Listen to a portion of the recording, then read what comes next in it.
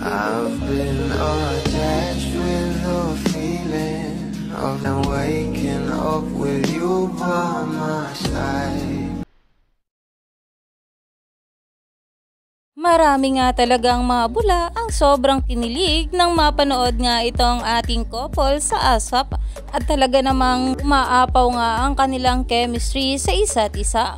Pero ito na nga guys ang pag-uusapan natin dahil alam naman natin na itong si Miss Darla ay meron ngang palaging update patungkol sa ating couple na sila Donnie at Belle.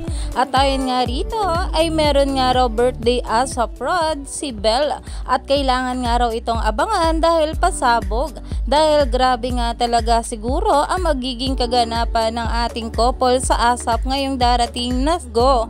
At ayon pa nga guys sa isa pang post ni Miss Darla, watch out for Belle Mariano's birthday number on Sunday sa ASAP. At talagang seated na nga raw talaga ang maraming bula dito.